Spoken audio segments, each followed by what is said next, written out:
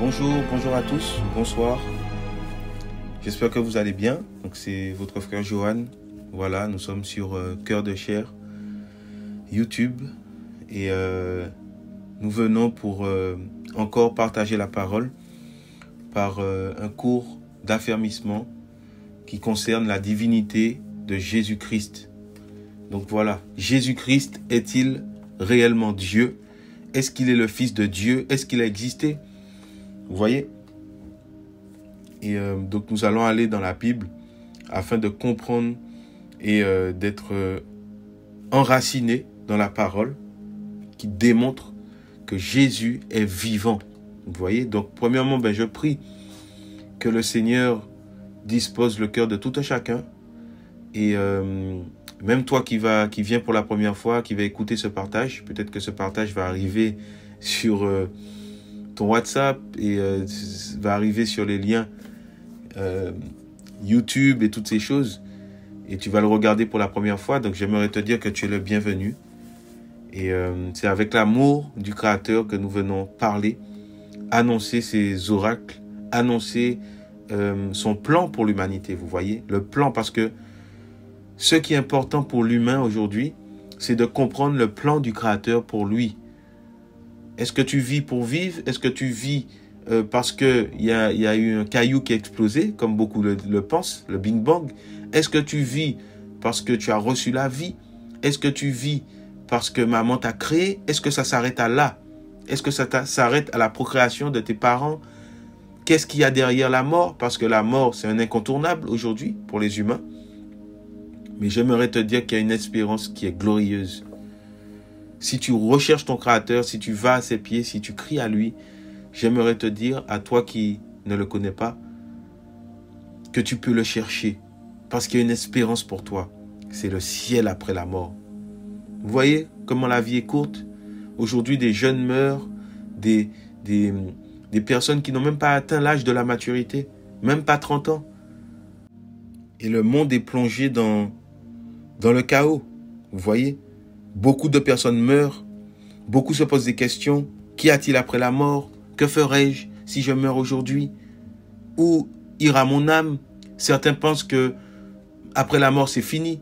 Mon ami, j'aimerais te dire que tu as reçu la vie. La vie devant les yeux des hommes, c'est quoi? Ça commence par un spermatozoïde. Vous voyez? Une sécrétion. Et les scientifiques se battent pour comprendre comment ça se fait, comment la vie peut venir d'un organe, vous voyez? Comment la vie peut venir d'un organe, d'un organisme aussi petit, vous voyez, qu'une cellule, frères et sœurs. Vous voyez comment le Créateur nous a aidés à comprendre à travers la science à quel point nous sommes vulnérables. Et pourtant, à partir de ce spermatozoïde qui va rentrer dans l'ovule, vous connaissez toutes ces choses, et qui va se développer, on voit que pendant 9 mois de gestation, voilà, nous grandissons dans un ventre, dans une matrice. Dans cette matrice, il n'y a pas d'air, vous voyez, donc il y a un liquide qu'on appelle le liquide amniotique, par lequel nous sommes gardés et nous sommes nourris à travers le cordon ombilical, qui est lui-même rattaché au placenta, le placenta qui transforme les aliments que nous ingérons. Frères et sœurs, vous voyez à partir de quoi la vie commence? Et je dis ça pour aussi ceux qui sont les nouveaux venus, ceux qui ne croient pas qu'il y a un Créateur, frères et sœurs. Tout a été fait, mais avec une précision déconcertante pour l'intelligence de l'homme. Donc malgré l'intelligence que nous avons, pour aller faire des recherches, pour comprendre comment les choses fonctionnent, nous voyons à quel point nous sommes rien du tout. Vous voyez? Voilà pourquoi j'aimerais t'encourager, toi qui vas commencer à écouter cette vidéo, parce que cette vidéo, comme vous avez vu, elle s'intitule « Jésus-Christ est-il Dieu ?» Donc ce titre suscite, vous voyez, la curiosité, et c'est fait exprès pour que tu puisses t'intéresser à ton Créateur. Tu puisses t'intéresser, qui plus est, à Jésus-Christ. Parce qu'il y a quelque chose que tu dois connaître à travers cela. Tu vois? La première chose, c'est que nous venons de quasiment rien du tout. Une cellule, appelée spermatozoïde, à travers lequel un sexe demain sera révélé. C'est-à-dire soit tu es un mâle, soit tu nais femelle. Il n'y a pas 3 sexes, il n'y en a que 2. Et c'est la volonté du Créateur. Et on va voir que toutes ces choses ont été mentionnées pour l'homme dès le commencement, dans le livre de la Genèse, à t'aider à comprendre d'où tu viens. Donc, physiquement, scientifiquement, tu peux chercher beaucoup de réponses. Mais quand tu examines ce que la Bible dit depuis la Genèse, la seule explication plausible qui soit aussi simple qu'elle ne soit, hein, qu'on la lit au niveau littéral, mais qui pourtant, dans cette simplicité, nous pouvons voir une vérité qui est magnifique, frères et sœurs. C'est que nous avons un Créateur pour commencer. Et que ce Créateur a donné le pouvoir aux hommes, à la première femme et au premier homme qu'il a créé, le pouvoir de concevoir, de procréer. Parce que quand on parle de procréation, on parle au fait de participer au processus de création. Vous voyez? De participer au processus de création. Ça veut dire qu'aucun homme et aucune femme n'est venu et fabriquer quelque chose qui n'existait pas auparavant. Non, ça lui a été donné d'expérimenter. Vous voyez, la masculinité, la féminité, ça nous a été donné de toutes pièces. Et on va voir ce que la Bible dit. Donc on va commencer ce temps d'affermissement, qui est un enseignement. On va commencer par le début, la Genèse. Alléluia. Donc pour le moment, j'ai brossé un peu certains aspects. Et là, on va rentrer dans la Bible, le concret. On va voir ce que la Bible dit. Et toi qui es scientifique, toi qui ne crois pas en Dieu, qui ne crois pas au Créateur, qui avait été appelé Elohim au départ, je t'invite, tu es le bienvenu pour venir avec nous et entendre ce qui va être dit. Voilà. Au nom puissant de Jésus-Christ. Donc, nous allons aller dans le livre de Genèse, à partir du verset 1. Donc, je vous préviens déjà que peut-être que cet enseignement va se faire en plusieurs parties, parce que c'est un enseignement qui est très lourd. Il est très long. On va essayer d'aller dans les Écritures pour pouvoir comprendre la parole du Seigneur. Donc, nous avons dit Genèse, chapitre 1, à partir du verset 1.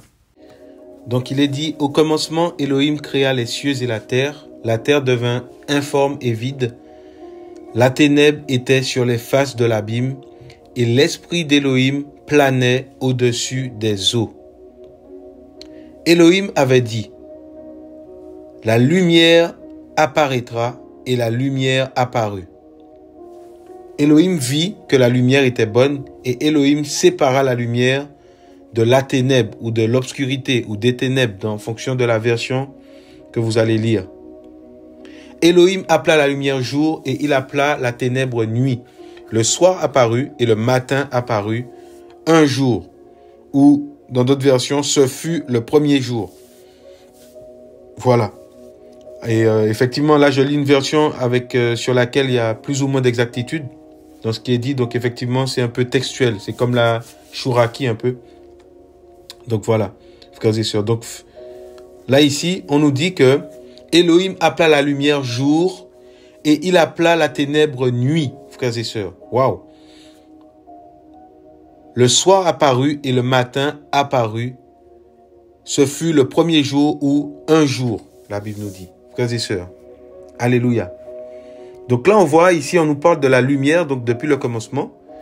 Et au verset 4, la Bible nous dit que Elohim vit que la lumière était bonne et Elohim sépara la lumière de la ténèbre. Donc là, nous sommes dans le Pentateuque.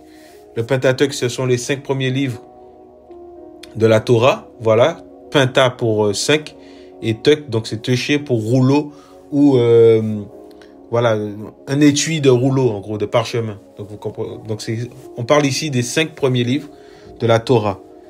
Et au commencement, déjà, on nous parle de la lumière qui était bonne. Vous voyez? Et par la suite, nous allons voir qu'au second jour, que le Créateur, il a créé un firmament entre les eaux. Le 3e jour, les mers, la terre et la végétation. Le 4e jour, les luminaires des cieux. Vous voyez? Pour éclairer pendant le jour le soleil, pour éclairer pendant la nuit, vous voyez. Le 5e jour, il a créé les animaux marins et volants. Le 6e jour, il a créé les animaux terrestres. Vous voyez? Et on va le lire, puisque ça intéresse aussi par rapport à l'homme, savoir la conception de l'homme, ce qui s'est passé selon la Bible. Donc, Genèse 1, toujours, au verset 24. Elohim avait dit, « La terre produira des âmes vivantes selon leur espèce, le bétail, les reptiles, le vivant de la terre, chacun selon son espèce. Il en fut ainsi. Elohim fit le vivant de la terre selon son espèce. » Donc, là, c'est le vivant, mais aussi, c'est traduit souvent par tout vivant de la terre. Le bétail selon son espèce et tous les reptiles du sol selon leur espèce. Elohim vit que cela était bon. Elohim avait dit, « Faisons l'être humain à notre image, selon notre ressemblance, et qu'il domine sur les poissons de la mer, sur les oiseaux des cieux, sur le bétail, sur toute la terre et sur tout reptile qui rampe sur la terre. » Elohim créa l'être humain à son image, il l'a créé à l'image d'Elohim, il les créa mâle et femelle. Donc là, on voit que, comme j'ai pu le dire tout à l'heure, que selon la Bible, et c'est là où nous plaçons notre foi, nous qui sommes chrétiens, nous qui aimons le Seigneur, on voit que le Créateur avait créé l'être humain à son image et qu'il avait créé mâle et femelle. Donc on voit ici qu'il n'y a pas d'autre genre humain. Vous voyez?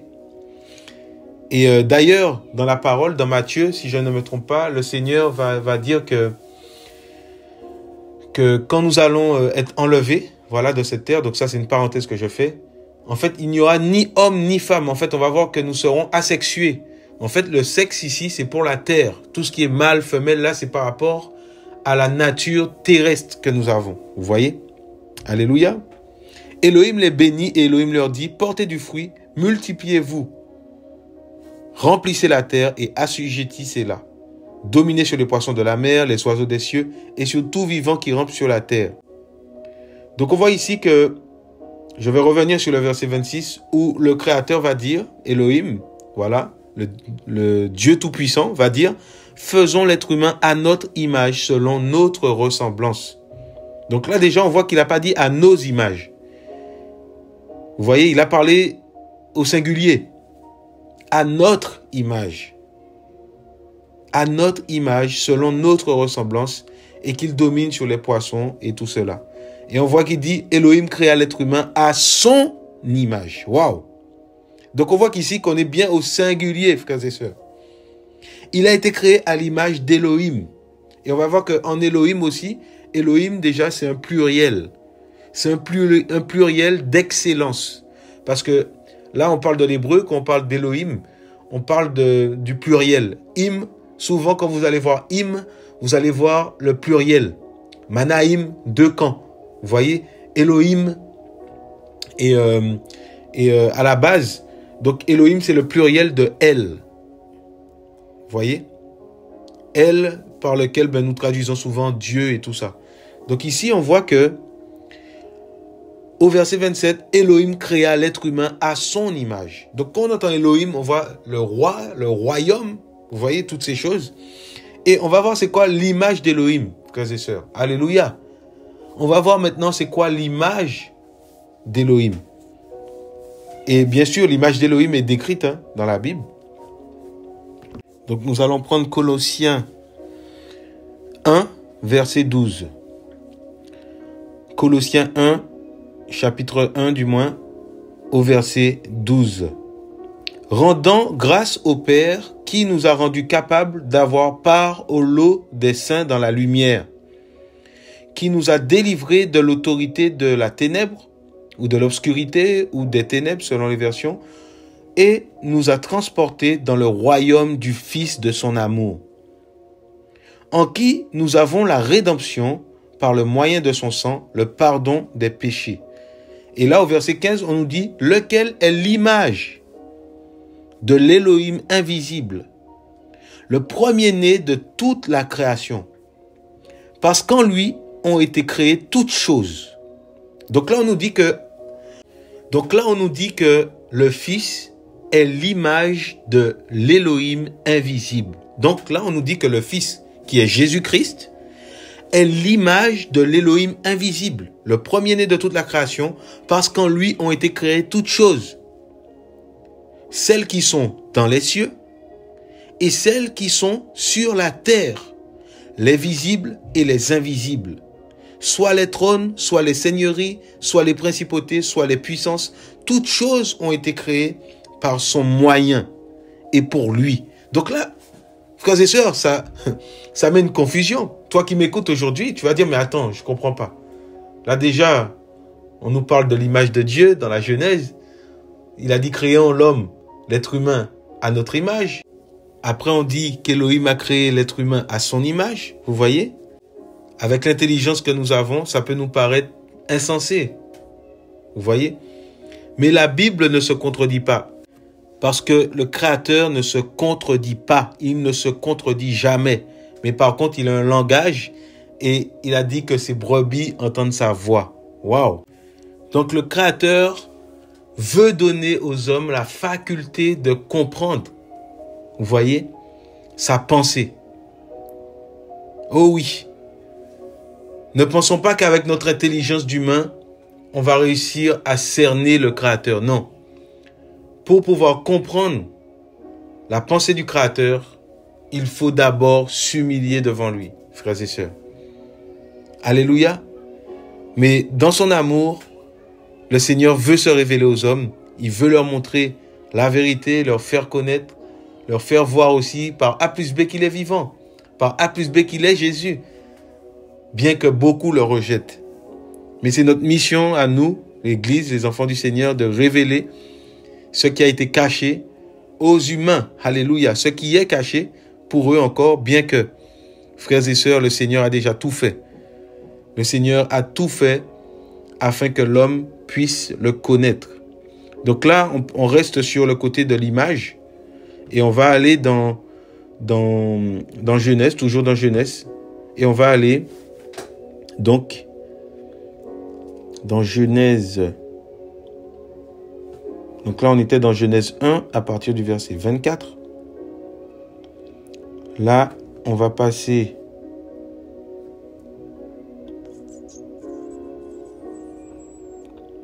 allez, on va aller dans Genèse 2, verset 7, pour qu'on puisse comprendre. Yahweh Elohim, donc Yahweh, c'est, si vous voulez, c'est le nom que le Créateur avait donné à Moïse pour le peuple d'Israël. Et ce nom, à la base, ne se prononce pas. Vous voyez? En hébreu, on parle de Hachem. En fait, c'est ce nom qui ne se prononce pas et qui pourtant a une signification. Parce que la lettre YHWH, donc c'est Yod et Wav E. En fait, Yod, ça veut dire main. Et H, c'est E, c'est pour la louange. Wav, c'est clou, si je ne me trompe pas. Et E, c'est louange. Vous voyez? Donc c'est quelque chose qui, pour nous aujourd'hui, n'a pas beaucoup de sens. Mais le Seigneur s'était révélé avec ce nom-là au peuple d'Israël à travers Moïse. Et ce nom-là est un nom pour lequel les Juifs ont une très grande importance. Il ne se prononce même pas parce qu'il est saint, ce nom, pour eux. Donc voilà. Et nous, ben voilà, comme il y a une phonétique aussi qui va derrière, parce que David disait Yah est ma force. Et Yah, c'est le diminutif de Yahweh, de YHWH. Donc voilà pourquoi nous pouvons, nous aujourd'hui, nous disons Yahweh. Voilà. Yahweh Elohim forma l'être humain de la poussière du sol. Il souffla dans les narines le souffle vivant et l'être humain devint une âme vivante. Yahweh Elohim planta un jardin en Éden à l'Orient et il y mit l'être humain qu'il avait formé. Voilà. Donc au verset 15, Yahweh Elohim prit l'être humain et le fit se reposer dans le jardin d'Éden pour qu'il le travaille et le garde. Yahweh Elohim donna cet ordre à l'être humain en disant, tu mangeras de tout arbre du jardin, mais quant à l'arbre de la connaissance de ce qui est bon ou mauvais, tu n'en mangeras pas, car le jour où tu en mangeras, tu mourras. Verset 18, Yahweh Elohim avait dit, il n'est pas bon que l'être humain soit seul, je lui ferai une aide semblable qui soit son vis-à-vis.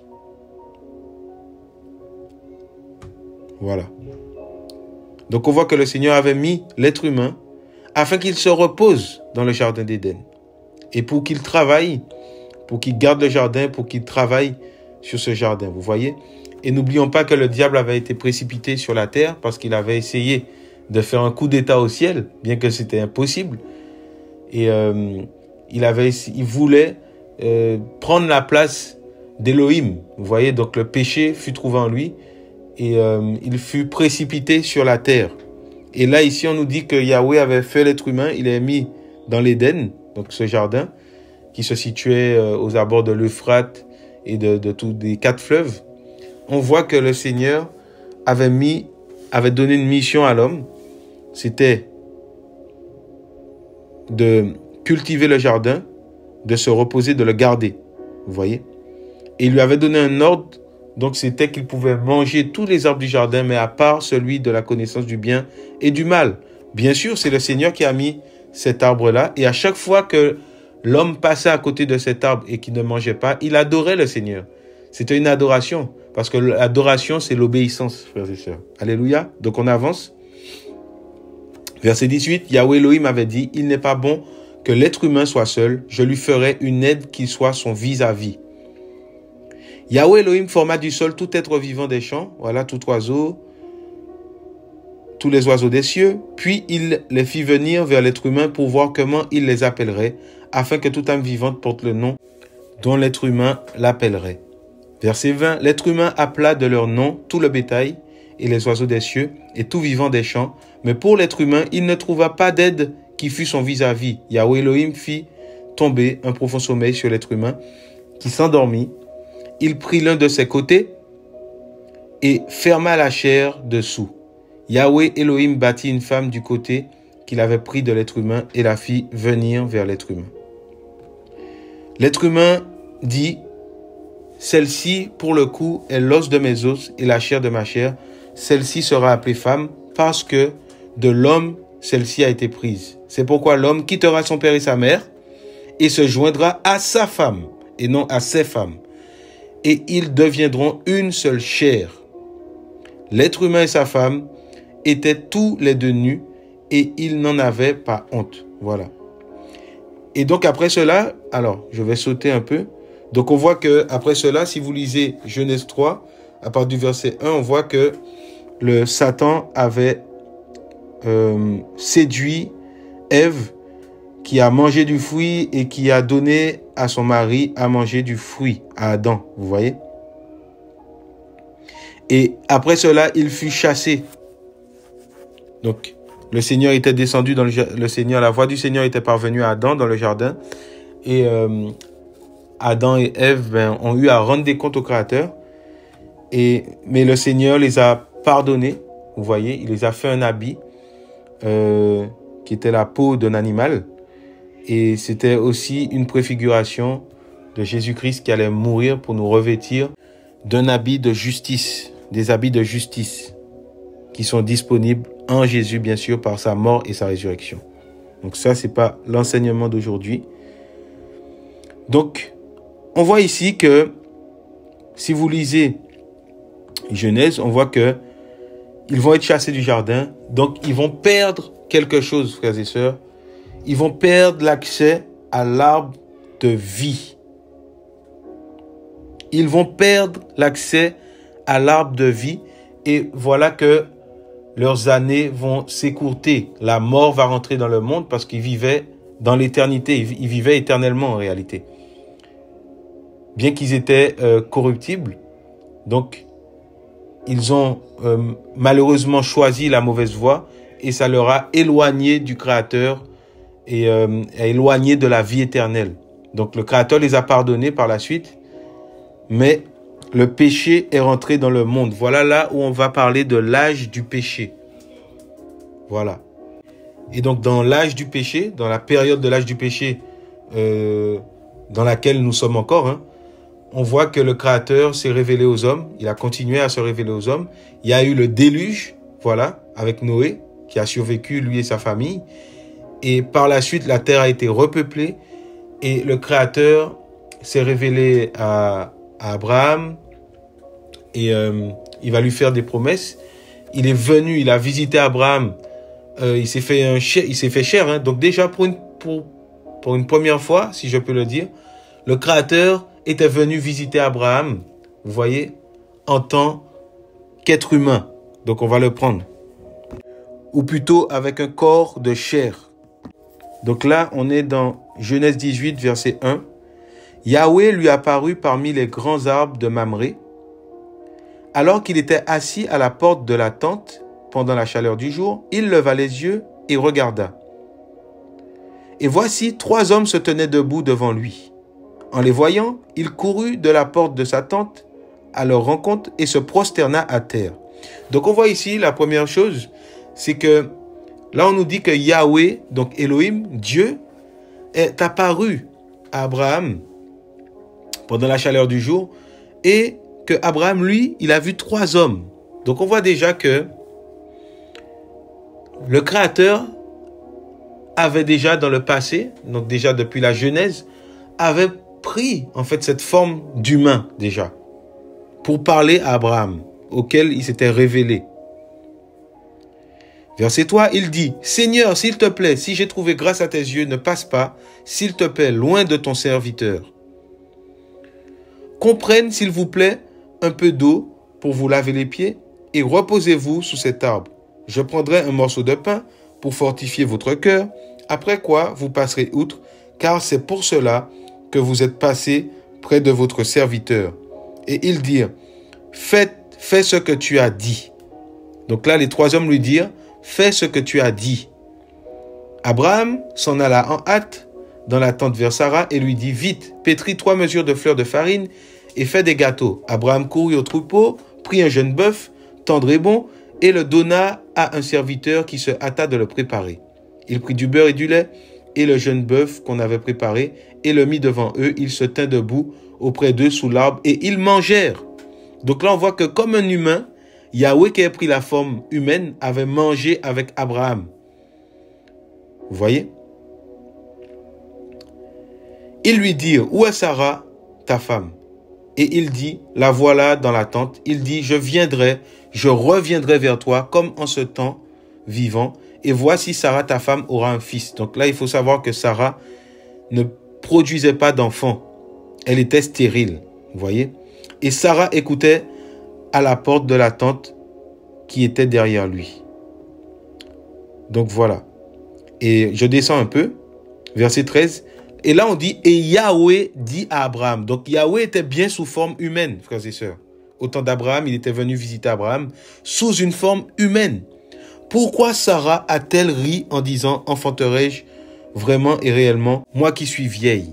Verset 14, y a-t-il quelque chose qui soit difficile pour Yahweh? Je viendrai vers toi au temps fixé, comme en ce temps vivant. Donc on voit que déjà, le Créateur lui-même était venu vers Abraham pour lui parler, frères et sœurs. Waouh! Alléluia! Donc verset 17, un peu plus bas. Et Yahweh dit, cacherai-je à Abraham ce que je vais faire? Abraham deviendra une nation grande et puissante, et toutes les nations de la terre seront bénies en lui. Verset 19, car je l'ai distingué, afin qu'il ordonne à ses fils et à sa maison après lui de garder la voie de Yahweh en pratiquant la justice et la droiture, afin que Yahweh fasse venir sur Abraham tout ce qu'il lui a dit. Vous voyez? Donc on voit par là que le Créateur a voulu retisser un lien avec l'humain, encore une fois à travers Abraham. Et il l'a fait déjà à travers plusieurs de ses prophètes, de ses envoyés avant Abraham. Mais on voit qu'à travers Abraham, le Seigneur encore persévérait, si je peux dire comme ça, à vouloir établir un plan. Et on voit qu'on va voir par la suite qu'il avait déjà un plan depuis les âges, parce que rien ne lui est inconnu. Mais on voit que le Seigneur a voulu préserver l'humain, parce que souvenez-vous que dans Genèse 6, ce que le Seigneur avait dit. Je vais reprendre ce passage, Genèse verset 6. Au temps de Noé, donc juste avant, donc le monde avant le déluge. Donc, on va voir ce que Yahweh avait dit avant le déluge. Genèse 6, verset 3. Yahweh dit, « Mon esprit ne contestera pas à perpétuité avec l'être humain, car il n'est que chair et ses jours seront de 120 ans. Vous voyez? Donc, avant que le Seigneur puisse détruire la terre à cause du péché, on voit que le Seigneur a dit que son esprit ne va pas contester avec l'être humain à perpétuité. Vous voyez pourquoi? Parce que l'être humain s'endurcissait dans le mal depuis après le péché d'Adam et Ève. On va voir que Caïn avait tué son frère et l'humanité était plongée dans le péché en fait. Vous voyez? Et s'il y a un point que j'ai oublié de souligner, c'est qu'on avait parlé effectivement de l'image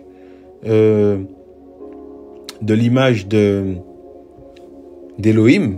Donc il a dit que créons l'être humain à notre image, selon notre ressemblance. Et on va voir que cette image-là, quand il avait créé l'humain, l'humain ne péchait pas. Donc l'image ici aussi, c'est sa nature. Vous voyez? Dans sa nature, il n'y a pas de mal, il n'y a pas de péché. Donc l'humain, avant le péché, ne connaissait pas le mal en réalité. Parce qu'il aimait le Seigneur, il marchait dans ses voies et il adorait le Seigneur en marchant dans ses voies. Vous voyez? En ne touchant pas, en ne désobéissant pas au Seigneur. L'humain n'avait pas la pensée sur le mal. Vous voyez? Bien qu'il était corruptible. Voilà pourquoi le diable a réussi à le séduire. Et parce qu'il s'est livré au diable. Vous voyez, à travers la parole. Et j'essaie de rester centré sur l'enseignement. Donc là, on parle de l'image d'Élohim, de sa nature, qui était l'amour véritable, la sainteté, et tout ce qui est décrit, hein, le fruit de l'esprit. Il leur a dit de porter du fruit. Donc tout ce qui est en vous là, tout ce qui était en eux déjà là, ça devait, c'est-à-dire germer. Ça devait porter du fruit, c'est-à-dire qu'ils avaient tellement de bonnes choses en eux à expérimenter avec le Seigneur durant leur vie sur la terre. C'est ça, porter du fruit. C'est-à-dire que tu as reçu une semence et que cette semence va croître et que tu vas découvrir ce qu'il y a dans cette semence. Alléluia. Donc nous qui avons reçu Jésus, frères et sœurs, chaque jour on découvre les choses qui sont en nous. La sainteté du Seigneur, la justice, la droiture, la vérité. Vous voyez ou pas? L'amour pour le prochain, tout ça, ce sont des fruits. Vous voyez? Alléluia. Donc là, on va prendre Genèse verset 5 parce que j'avais oublié de relater un fait par rapport à l'image. Donc, Genèse verset 5 à partir du verset 1. Voici le livre de la généalogie d'Adam. Le jour où Elohim créa l'être humain, il le fit à la ressemblance d'Elohim. Donc on voit que la ressemblance d'Elohim, l'image d'Elohim, la nature d'Elohim. Verset 2. Il les créa mâle et femelle. Il les bénit et les appela du nom d'être humains. Le jour où ils furent créés. Adam vécut 130 ans et il engendra un fils à sa ressemblance. Donc là, ici, on voit tout de suite qu'il y a un problème, frères et sœurs. Parce que là, on nous dit que Adam a été créé à la ressemblance d'Élohim. Et là, on nous dit que le fils qu'il a engendré n'était plus à la ressemblance d'Élohim, mais à la ressemblance d'Adam. Et on va voir pourquoi. Donc, on continue le verset. Adam vécut 130 ans et engendra un fils à sa ressemblance, selon son image, et il l'appela son nom Seth. Vous voyez?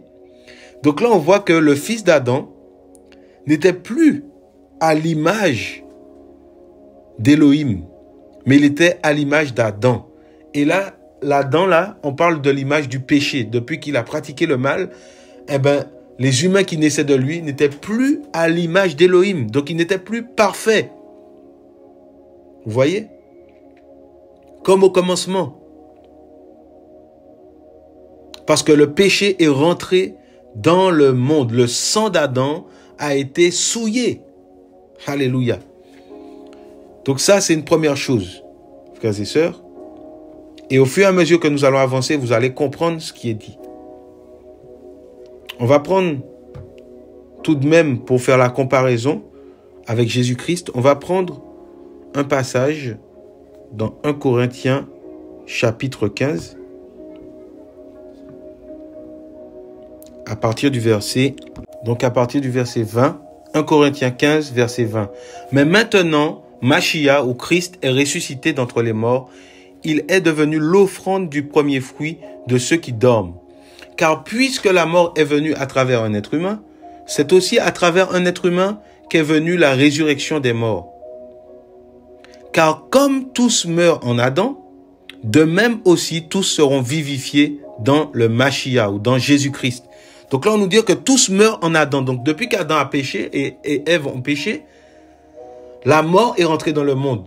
Et la mort, c'est le fait d'être... Donc, il y a la mort physique et la mort spirituelle. Voilà pourquoi Yahweh a dit, tu mourras, à 2 reprises. Et c'est comme ça que le Seigneur parle. Dans Job 33, verset 14, la Bible nous dit que Yahweh parle une première fois et une seconde fois et on n'y prend pas garde. Vous voyez? Donc, le Créateur leur avait dit, si tu manges de ce fruit défendu, tu mourras. Et ici, quand on nous parle de la mort, on parle de la mort physique, mais aussi de la mort spirituelle. C'est le fait d'être séparé du Créateur, éternellement, frères et sœurs. Waouh! Toi qui écoutes ce message. Donc, on nous dit que, car, verset 21, puisque la mort est venue à travers un être humain, donc qui était Adam, c'est aussi à travers un être humain qu'est venue la résurrection des morts. Donc vous voyez, ça c'est la justice du Créateur.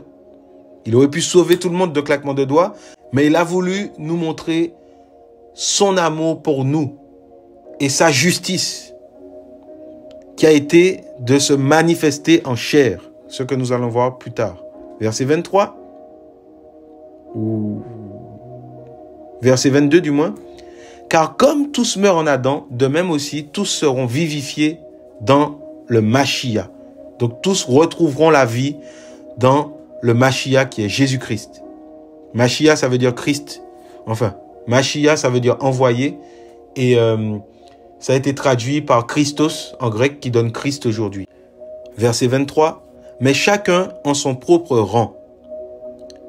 L'offrande du premier fruit, le Mashiach, ensuite ceux du Mashiach en sa parousie. Donc, ensuite ceux qui sont morts en Jésus en réalité, quand il reviendra.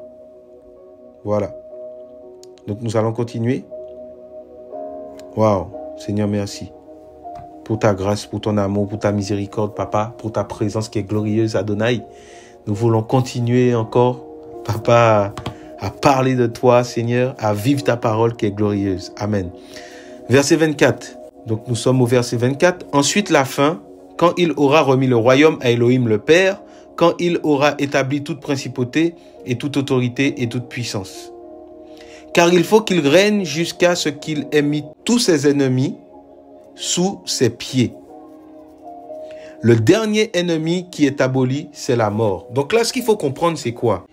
C'est qu'à la base de toute chose, le Créateur, ce n'est pas un homme, frères et sœurs. Mais on a vu, comme on a pu le voir pour Abraham, que le Créateur s'était manifesté en chair. Et il n'a pas fait que pour Abraham, hein. Il a fait pour Manoach, vous vérifiez dans Juge, quand il a visité le père et la mère de Samson. On l'a vu aussi pour Gédéon, qu'il était venu visiter Gédéon avec l'apparence humaine. On a vu également avec Abraham à travers Melchisédek. Vous voyez, on dit que cet homme n'avait ni commencement de jour ni fin de jour. Vous voyez. Donc on comprend par là qu'il s'agissait bel et bien de Yahweh. Alléluia. Et donc là, on voit au verset 26, le dernier ennemi qui est aboli, c'est la mort. Car il a soumis toutes choses sous ses pieds. Or, quand il a dit que toutes choses ont été soumises, il est évident que celui qui lui a soumis toutes choses est excepté. Donc, ce que je voulais dire par là, c'est quoi, frères et sœurs? C'est que Elohim, le Créateur, n'est pas un homme.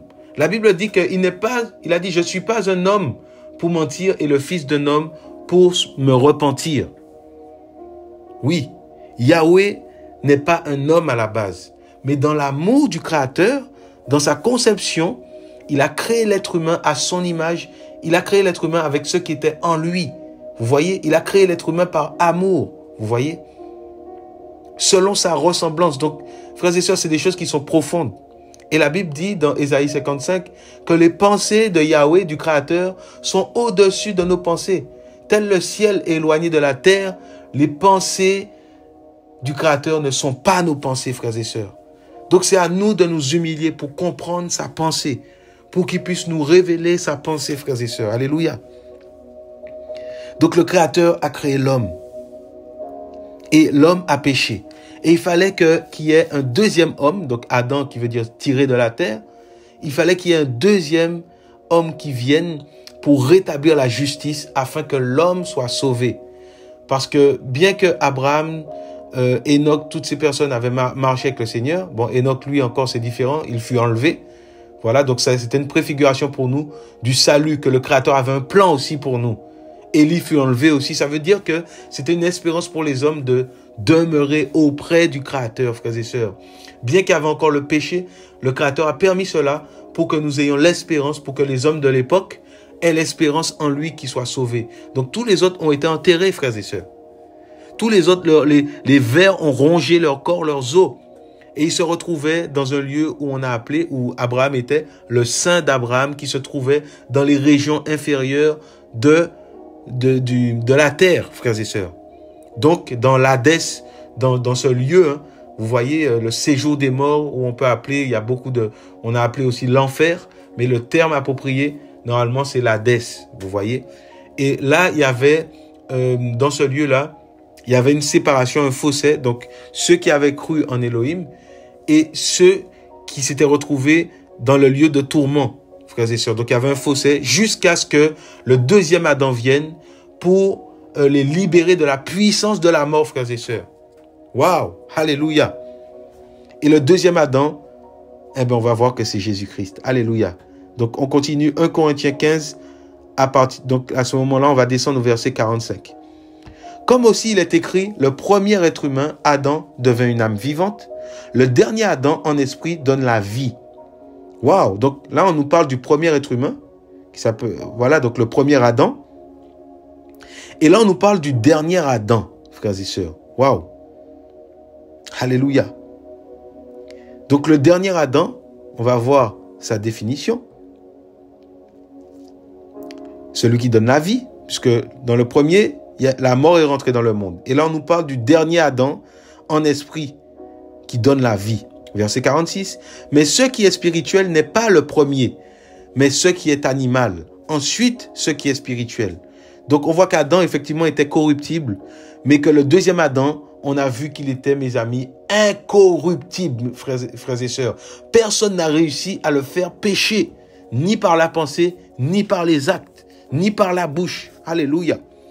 Voilà en qui nous croyons, frères et sœurs. Alléluia. Jésus-Christ de Nazareth.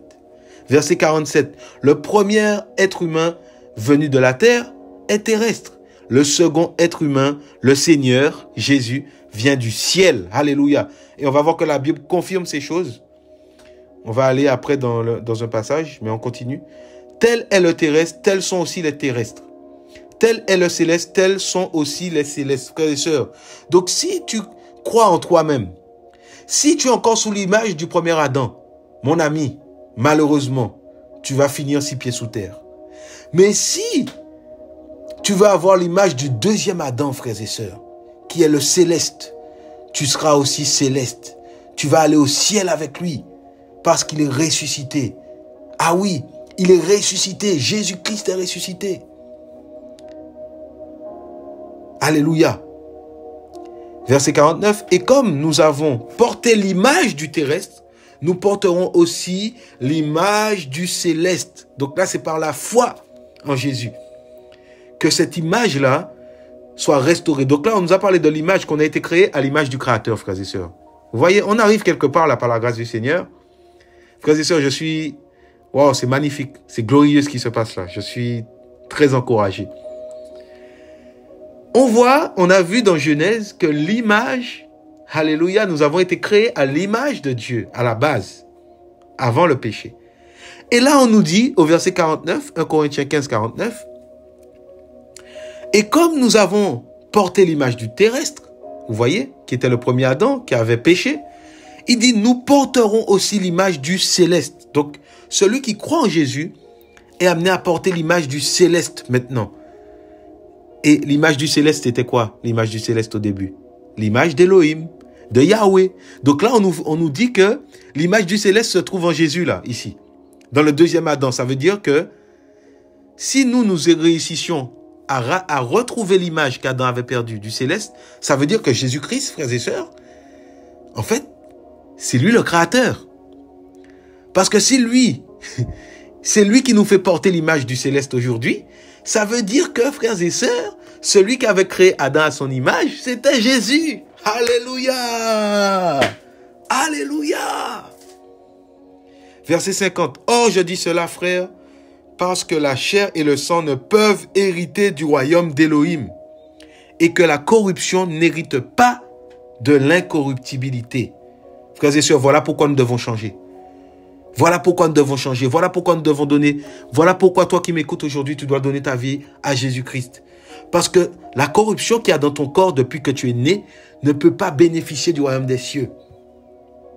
À part si tu meurs enfant dans l'ignorance, dit le Créateur. Vous voyez, la Bible dit aussi, dans la justice du Créateur, qu'il ne tient pas compte des temps d'ignorance. Donc quand un jeune, il est né bébé, il n'a pas encore eu le temps de choisir, qu'est-ce qui va se passer?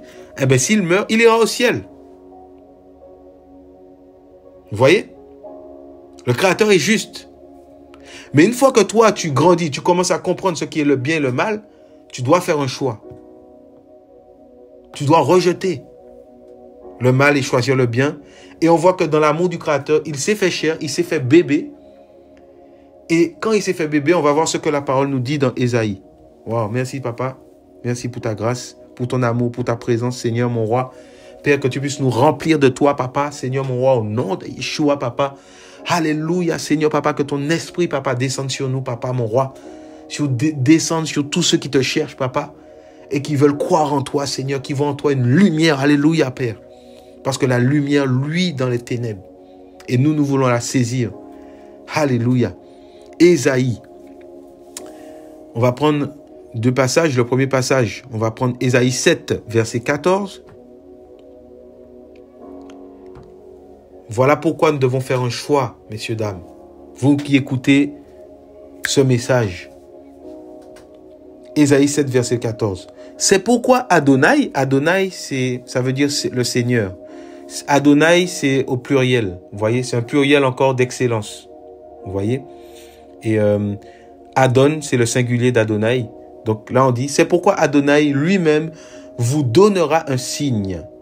Donc là, on nous dit que Adonai, c'est Yahweh, hein, donnera un signe. Le Créateur donnera un signe. Voici, la Vierge deviendra enceinte. Elle enfantera un fils et appellera son nom Immanuel. Ce qui signifie, souvenez-vous, hein, on avait dit que elle, c'était le singulier de Dieu, d'Élohim. Et là, on va voir que et Elohim, c'est un pluriel d'excellence. Là, on va voir la signification d'Immanuel. Donc ici, le mot Immanuel vient de l'hébreu Immanuel, qui signifie « Elle est avec nous ». Dieu est avec nous. Elohim est avec nous, frères et sœurs. Vous voyez? Waouh! Alléluia. Et dans Matthieu 28, verset 20, Jésus, si vous vous rappelez, a dit « Et voici, je suis avec vous tous les jours jusqu'à l'achèvement de l'âge. » Donc là, ici, on parle de l'âge, vous voyez, des hommes. L'âge du péché, le temps qui a été donné aux hommes pour revenir au Créateur. Et dans cet âge-là, malheureusement, parce qu'en fait, en réalité, on avait vu que Adam et Ève vivaient dans l'éternité quand ils ont été créés. Voilà, par le Créateur. Le Créateur les avait créés parfaits, bien qu'ils étaient corruptibles. Une fois qu'ils ont péché, l'humanité a été plongée maintenant dans l'âge du péché. Vous voyez? Et dans l'âge du péché, il y a encore plusieurs choses qui se sont passées. Donc le déluge, voilà, il y a eu la tour de Babel, toutes ces choses-là. Il y a eu la loi, vous voyez, de Moïse qui est arrivée. Après la loi de Moïse, il y a eu donc la naissance de Yeshua, toutes ces choses-là. Et il y a eu justement le temps de la grâce. Donc là, nous sommes dans le temps de la grâce depuis la venue de Jésus. Il y a plus de 2000 ans maintenant. Vous voyez? Donc là, Jésus avait dit aux disciples, « Et voici, je suis avec vous tous les jours jusqu'à l'achèvement de l'âge. » Donc là, ici, Jésus parlait aux disciples, à ceux qui avaient cru en lui. Et à toi qui ne crois pas encore en lui aussi, il te passe ce message. Alléluia. Donc c'est ce que ça veut dire Immanuel. Elle est avec nous. Et on voit que quand Jésus est venu, donc il aura bien fait comprendre qu'il serait toujours avec ceux qui ont cru en lui. Alléluia. Donc on voit ici, dans Ésaïe 7, verset 14, déjà que le signe du Créateur, c'est qu'une vierge va devenir enceinte, qu'elle va enfanter un fils et qu'on appellera son nom de Dieu est avec nous ou parmi nous. Vous voyez? Verset 15, il mangera de la crème et du miel jusqu'à ce qu'il sache rejeter le mal et choisir le bien. Mais avant que le garçon sache rejeter le mal et choisir le bien, le seul des deux rois devant qui tu ressens une aversion sera abandonné. Donc ici, on voit que même Jésus, c'est ce que j'aime avec le Créateur, c'est son humilité, frères et sœurs. Il est venu, il aurait pu venir en tant qu'un homme tout grand et dire, voilà, c'est moi, je suis Yahweh. Il aurait pu se manifester en tant qu'homme. Mais dans sa sainteté, dans son amour, dans sa royauté, dans sa grâce, eh ben, il est venu en tant qu'humain pour nous montrer à quel point il nous aime. Et il a marché sur cette terre, il s'est fait enfant et il a fait comme les petits-enfants.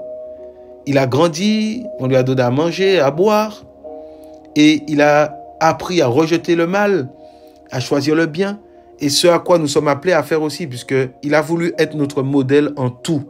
La Bible nous dit dans 1 Corinthiens 15 qu'il est l'offrande du premier fruit. Le fruit ici, c'est le fruit du Créateur. C'est ce qui a été manifesté. Un fruit, c'est ce qui est manifesté. Vous voyez, je vais vous donner un exemple. Vous pouvez planter une graine. Dans la graine, il y a la semence. C'est la semence, la graine. Vous voyez?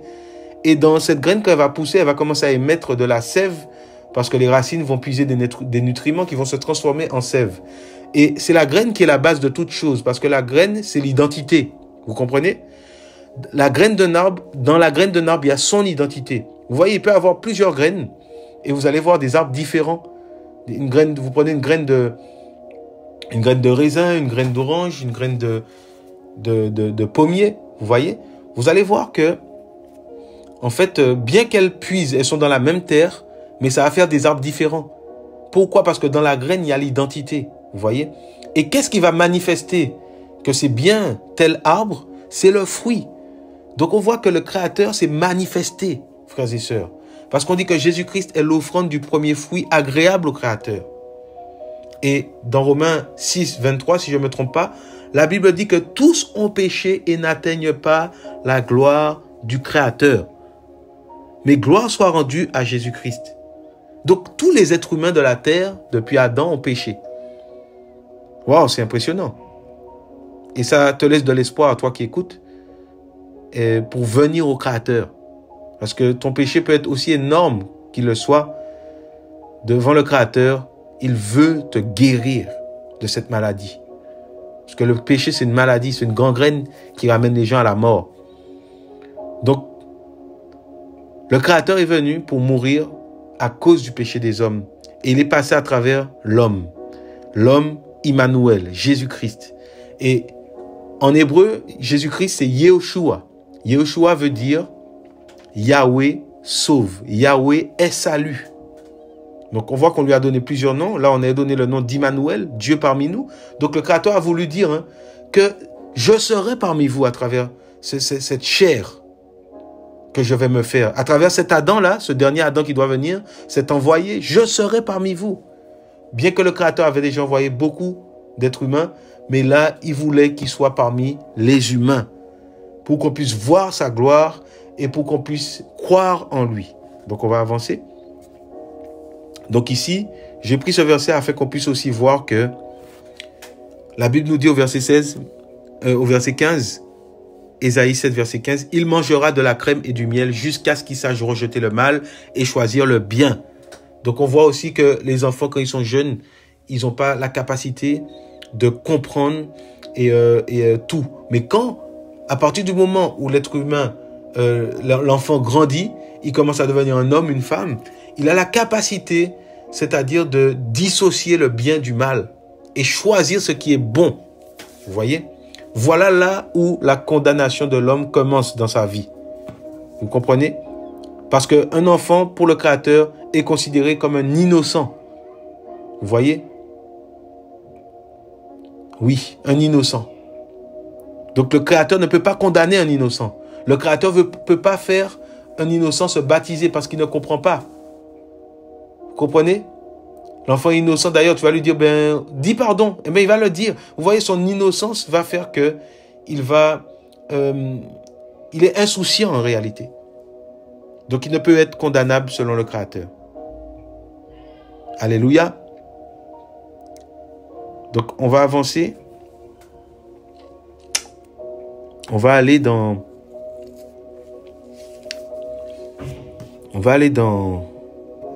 Michée. Michée, qui était un prophète.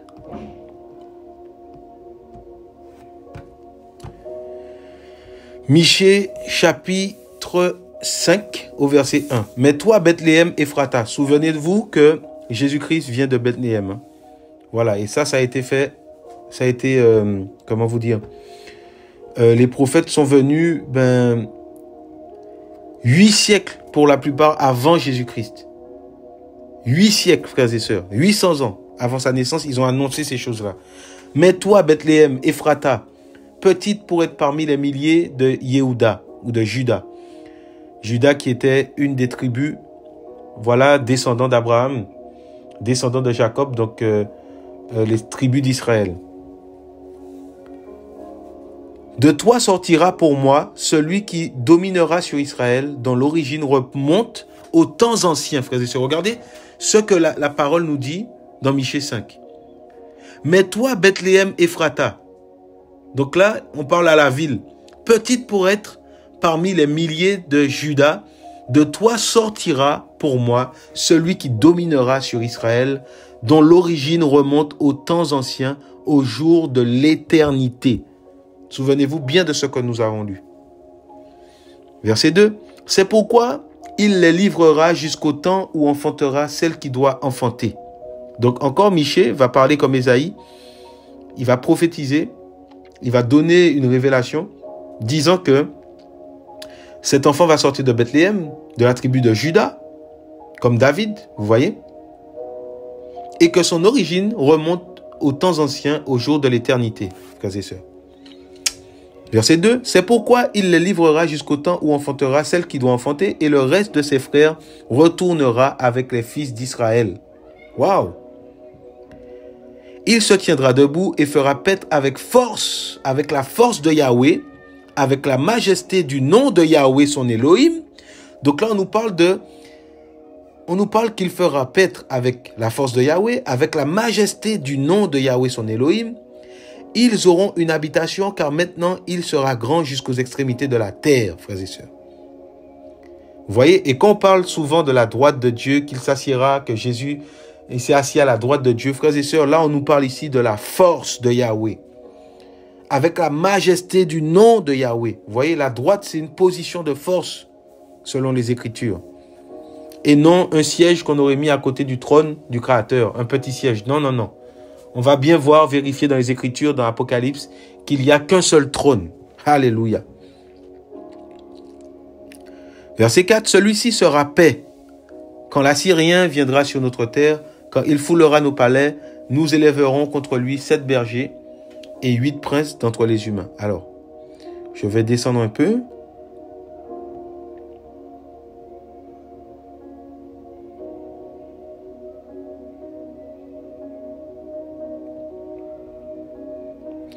Verset 8. « Ta main se lèvera sur tes adversaires et tous tes ennemis seront exterminés. » Donc nous sommes bien dans Michée 5 à partir du verset 8. Verset 9. « Et il arrivera en ce temps-là, déclaration de Yahweh, que j'exterminerai du milieu de toi tes chevaux et je détruirai tes chars. J'exterminerai les villes de la terre et je renverserai toutes tes forteresses.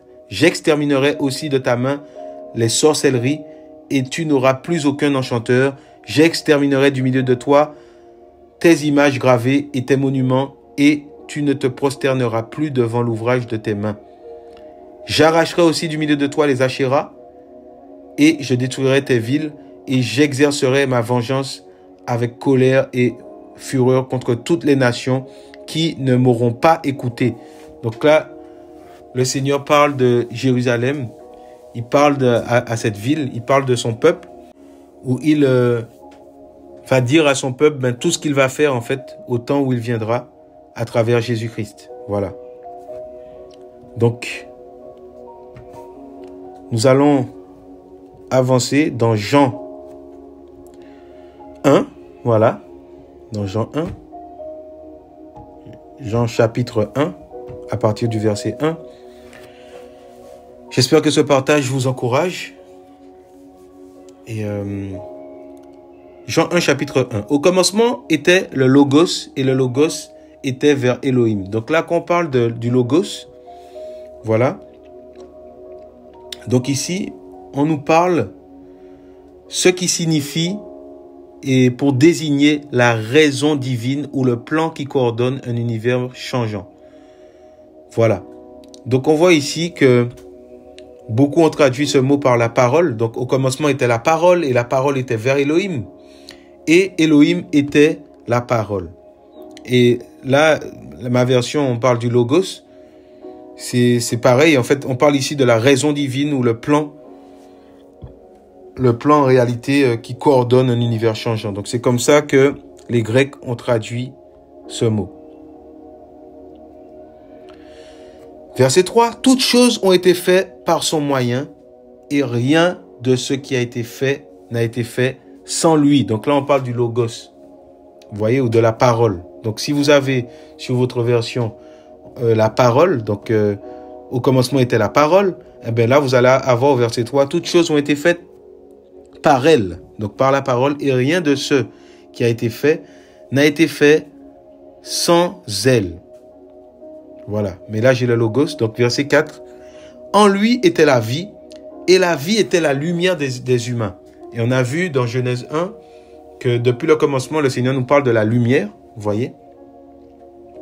Et là on nous dit que en lui était la vie, et la vie était la lumière des humains, et la lumière brille dans les ténèbres, mais les ténèbres ne l'ont pas saisi. Ou les ténèbres ne l'ont pas saisi, ou l'obscurité ne l'a pas saisi. Là, ici, sur ma version, j'ai la ténèbre. Ils ont mis au singulier. Il apparut un homme envoyé d'Élohim. Son nom, Yohanan, ou Jean le Baptiste. Celui-ci vint en témoignage pour rendre témoignage au sujet de la lumière, afin que tous croient au travers de lui. Donc on sait que Jean, c'était un prophète qui avait été envoyé pour aplanir les sentiers du Seigneur afin d'appeler le peuple à l'humilité, à la repentance, à revoir ses voies parce que l'agneau d'Élohim, l'envoyé, Élohim manifesté en chair, allait venir, le fils qui devait naître. Alléluia. Donc, ou encore le deuxième Adam, le dernier Adam. Vous voyez, celui qui devait venir pour restaurer notre identité céleste. Verset 7. Celui-ci vint en témoignage pour rendre témoignage au sujet de la lumière, afin que tous croient au travers de lui. Il n'était pas la lumière, mais il était le témoin de la lumière. La lumière était la véritable qui illumine tout être humain venant dans le monde. Donc là, on nous dit que la lumière était la véritable lumière qui illumine tout être humain venant dans le monde. Donc, on nous parle que la lumière est venue dans le monde. Vous voyez, retenez bien tous ces termes. Il était dans le monde et le monde a été fait par son moyen. Mais le monde ne l'a pas connu. Il est venu chez les siens et les siens ne l'ont pas reçu. Donc, dans ma version, j'ai « Il est venu chez les siens et les siens ne l'ont pas reçu ». Pourquoi? Parce que ici, on nous parle du Logos. Le Logos, c'est la parole, en réalité. Voilà. Mais à tous ceux qui l'ont reçu, à ceux qui croient en son nom, il leur a donné le pouvoir de devenir enfants d'Élohim. Donc là, on voit que celui qui a cru au Fils qui a été envoyé dans le monde, parce qu'il faut comprendre quelque chose. Jésus était appelé le Fils de l'homme et aussi le Fils de Dieu. Pourquoi? Il avait ces deux natures et on a compris cela.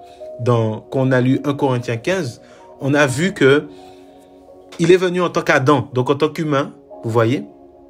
Et on voit aussi que il avait une nature divine. Pourquoi? Parce que Joseph n'a pas eu de rapport avec Marie pour qu'elle tombe enceinte. Marie ou Myriam est tombée enceinte plutôt par la vertu du Saint-Esprit, donc du Créateur. Vous voyez? Et on va en venir, hein, c'est vraiment un enseignement qui est assez long. Vous allez voir que le Père, donc Elohim, Dieu, le Fils et le Saint-Esprit ici, parce que là on dit que Marie a été engrossée par la vertu du Saint-Esprit. Donc est-ce que c'est une autre personne encore qui est venue? Non, On va le voir, frères et sœurs. Vous inquiétez pas. Donc, je reprends verset 12. Mais à tous ceux qui l'ont reçu, à ceux qui croient en son nom, il leur a donné le pouvoir de devenir enfants d'Élohim, lesquels ne sont pas engendrés du sang, ni de la volonté de la chair, ni de la volonté de l'homme, mais d'Élohim. Vous voyez? Et le logos, ou la parole, est devenu chair. Voilà ce que la Bible nous dit. La parole qui était dès le commencement, qui a été annoncée, est devenue chair. Elle a dressé sa tente parmi nous, et nous avons contemplé sa gloire, une gloire comme celle du Fils unique du Père, pleine de grâce et de vérité. Donc là, on nous dit que la parole s'est fait chair, et elle est venue dresser sa tente parmi nous. Donc on avait vu dans Ésaïe 7, 14, que l'enfant qui nous serait né serait appelé Dieu parmi nous. Vous voyez? Ou elle parmi nous, Emmanuel. Et là, on nous dit que la parole est devenue chair, et qu'elle a dressé sa tente parmi nous, donc parmi les hommes, et nous avons contemplé sa gloire. Alléluia. Une gloire comme celle du Fils unique du Père. Donc là, on nous dit que, en fait, waouh, c'est à travers le Fils unique que nous avons pu contempler Elohim. Vous voyez? Donc, là, on apprend que Elohim n'est pas un homme, il est esprit, mais que à travers le Fils unique, nous avons contemplé la gloire, frères et sœurs. Alléluia, de cette parole.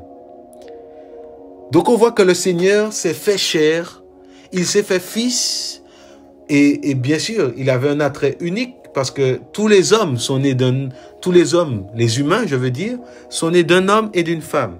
Et là, ici, on nous dit que on nous parle du Fils unique. Pourquoi unique, frères et sœurs? Eh oui, il était unique parce qu'il avait deux natures. La nature adamique tirée de la femme. Pour accomplir la justice du Créateur, il fallait que c'est un homme qui puisse accomplir ce qu'Adam devait accomplir et qu'il n'a pas fait. Donc, il est venu en tant qu'homme, le dernier Adam. Mais il avait une semence différente. Et on a vu que la semence, c'est l'identité.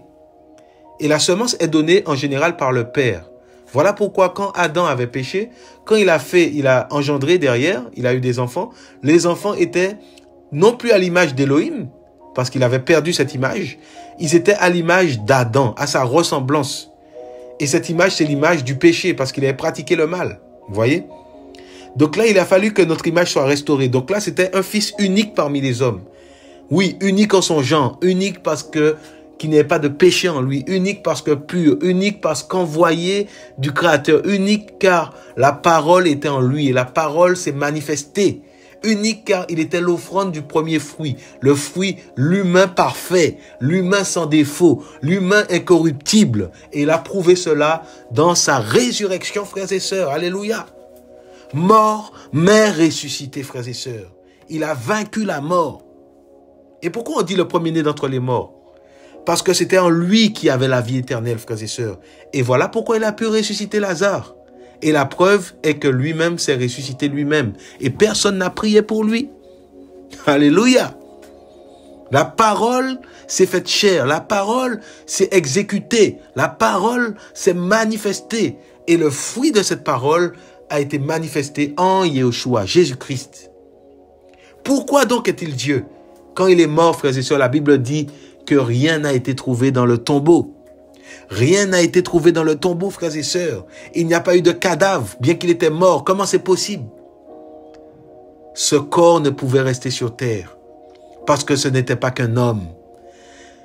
Le Créateur a voulu nous laisser le témoignage que Jésus-Christ, alléluia, est le Créateur qui s'était manifesté en chair. Et il a donné ce nom aux hommes, afin de manifester son amour envers les hommes, afin de témoigner qu'il est venu pour nous sauver, et que de la même façon qu'il est ressuscité et qu'il a récupéré ce corps, toi aussi, mon ami, qui crois en lui, toi qui lui donnes ta vie, tu vas ressusciter avec lui. Fils de l'homme, parce que né d'une femme. Fils de Dieu, parce que ayant cette nature divine que nous avions perdue, frères et sœurs. Et Dieu, pourquoi? Pourquoi Dieu, pour le coup? Fils de l'homme. ok, parce que venu d'une femme. Fils de Dieu, parce que la Bible nous dit que c'est par la vertu du Saint-Esprit, donc par la volonté de Dieu qu'il a été, c'est-à-dire qu'il est né. Vous voyez? Donc, ayant ces deux natures. Et pourquoi Dieu, frères et sœurs? Nous allons le voir. Parce qu'il est la parole. Parce que la parole s'est accomplie en lui, frères et sœurs. Parce qu'il est ressuscité, frères et sœurs, avec puissance. Parce qu'il n'y a aucun autre nom qui n'a été donné pour que nous ayons la vie éternelle. Et dans Jean 11, il a dit, je suis la vie éternelle. Waouh! Celui qui croit en moi vivra même s'il meurt. Vous voyez? Donc, on va voir que le Père était dans le Fils. Le Père était dans cette chair, communément appelée humain pour l'homme. C'est pour ça que beaucoup ne pensent pas que Jésus était Dieu, parce qu'ils ont vu à l'homme. Ils n'ont pas vu, mes amis, ce qui était dans l'homme. Et pourtant, ils l'ont vu, mais ils ont fait comme si ils ne le voyaient pas. Ils ont rejeté cela. Alléluia.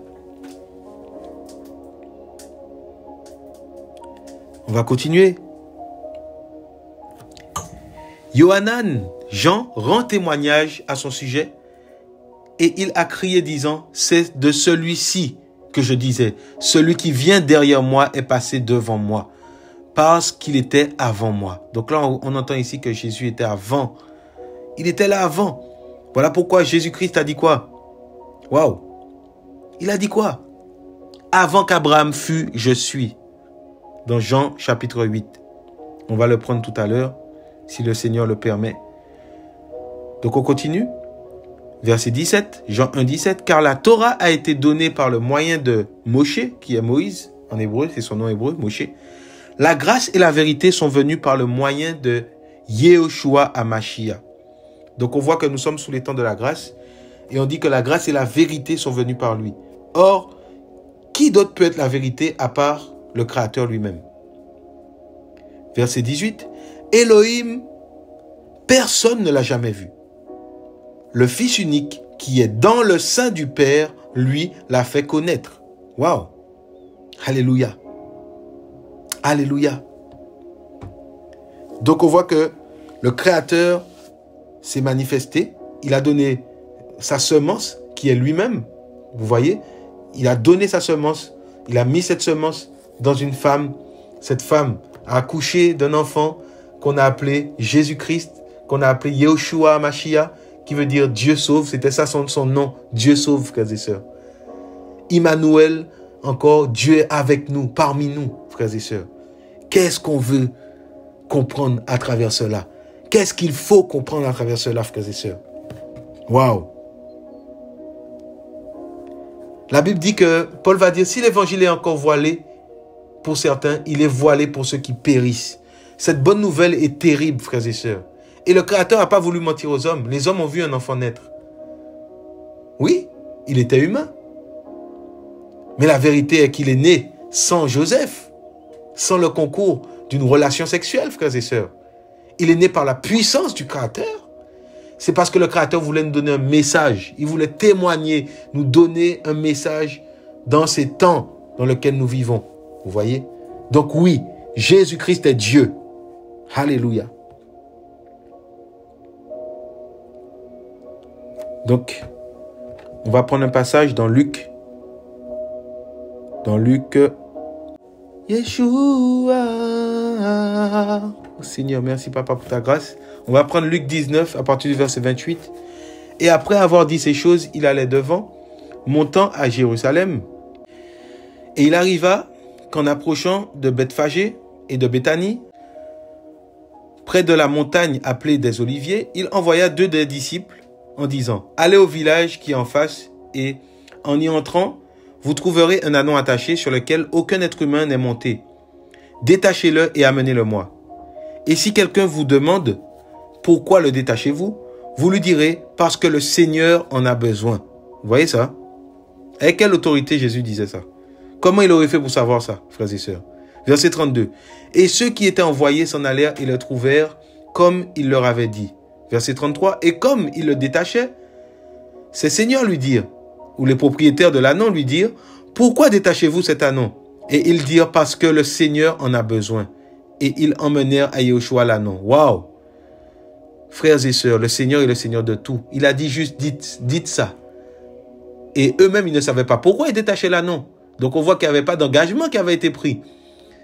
Mais parce la parole devait s'accomplir, frères et sœurs, eh bien, frères et sœurs, les humains ont laissé les disciples partir avec l'ânon parce qu'ils avaient dit le Seigneur en a besoin, frères et sœurs. Vous vous rendez compte? Alléluia. Verset 35.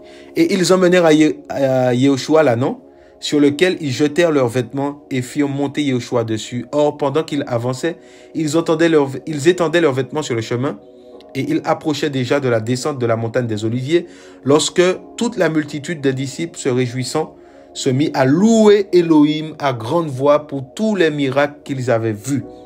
Waouh! Donc là, la multitude des disciples avait reconnu que, waouh, en fait, là, il va être livré, là, Yehoshua va être livré, ça y est. Et ils étaient en train de louer Elohim pour tout ce qu'ils avaient vu. Parce que Elohim les avait donné un signe. Rappelez-vous, dans Ésaïe 7, on dit que voilà le signe qui va arriver.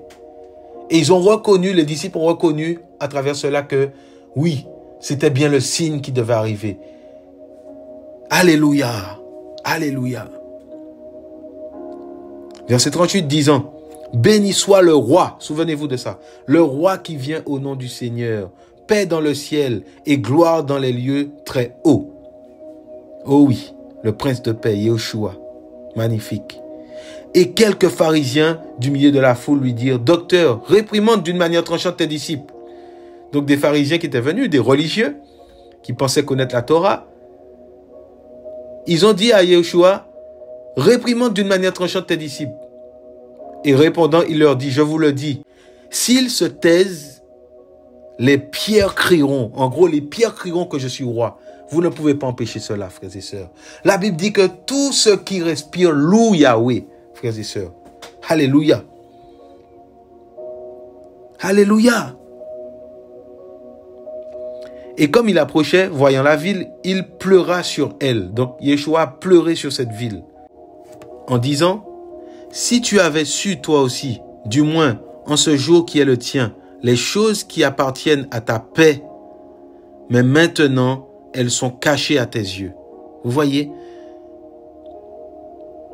Verset 43, « Car des jours viendront sur toi où tes ennemis t'entoureront de tranchées et t'environneront et te serreront de tous les côtés. » Donc le Seigneur avait pleuré sur Jérusalem parce que beaucoup n'avaient pas reçu cette paix, la paix du Messie qui devait arriver.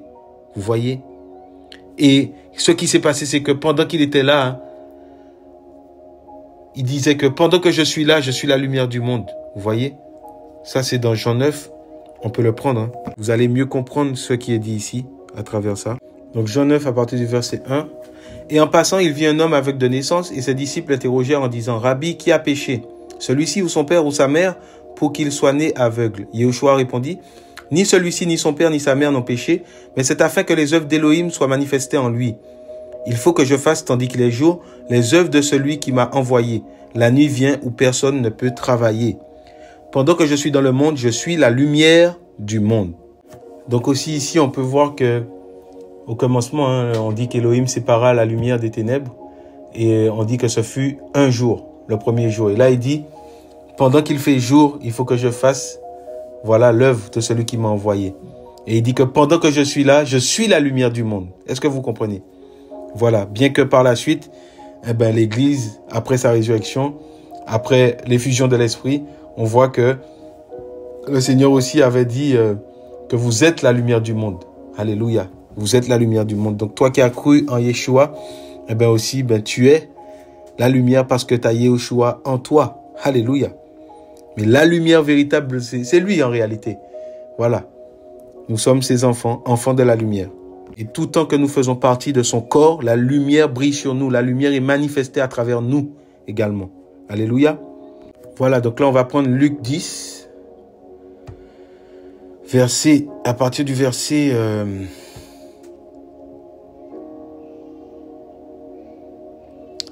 On va prendre le verset 22. Ou même le verset 21. En cette heure même, Yahushua exulte en esprit et dit, « Je te célèbre, Père, Seigneur du ciel et de la terre, de ce que tu as caché ces choses aux sages et aux intelligents et que tu les as révélées aux petits-enfants. Oui, Père, parce que devant toi, telle a été ta volonté. » Vous voyez? Et on voit que Yahushua aussi, en tant qu'humain, nous a montré l'exemple. Voilà pourquoi beaucoup ne comprennent pas pourquoi Jésus, s'il était Dieu, pourquoi il disait Père. Frères et sœurs, il faut comprendre quelque chose. Le Seigneur était notre grand frère en réalité. Il a voulu nous montrer le chemin. Vous voyez, il s'est humilié, il est descendu. Et on va le voir dans d'autres versets. Mais le Seigneur s'est humilié, frères et sœurs, afin qu'on puisse le connaître. Parce que l'homme avait du mal à respecter ses lois, ses ordonnances. Et il a fallu qu'il vienne. Il s'est rabaissé comme un père qui va se rabaisser au niveau de son enfant parce qu'il ne comprend pas et va lui donner, il va se mettre à son niveau. En fait, le Seigneur s'est fait fils pour se mettre à notre niveau afin que nous puissions voir, toucher et entendre la parole de vie. Vous voyez, la mettre en pratique et lui donner notre vie pour être sauvé. Voilà l'œuvre d'Élohim. Donc voilà, au verset 22, on voit qu'il dit, « Et se tournant vers les disciples, il dit, « Toutes choses m'ont été livrées par mon Père, et personne ne connaît qui est le Fils, excepté le Père, ni qui est le Père, excepté le Fils, et celui à qui il veut le révéler. » Donc là, on dit que à celui à qui le Fils veut le révéler. Donc c'est le Fils qui révèle le Père. Et on va voir que justement, Yahushua était venu pour manifester le Père. Vous voyez, le Père qui était caché, qui était que personne ne pouvait voir et vivre. Donc on va le voir dans Jean 14 maintenant. Merci Seigneur, Papa, pour ton esprit. Alléluia.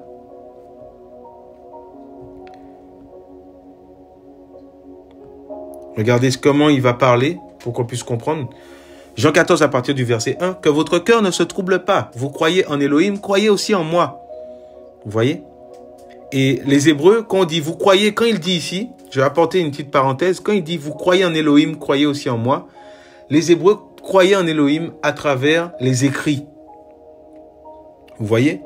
Les Saintes Écritures pour eux est un témoignage fiable d'Elohim. En fait, pour eux, c'était la parole d'Elohim à l'époque. Vous voyez? Vous croyez en Elohim. Donc les prophètes, ce qu'avaient dit les prophètes, toutes ces choses-là, ce qu'avaient vécu leur père, c'était le témoignage pour eux, c'était ça Elohim. C'était ça la parole d'Elohim. Vous voyez?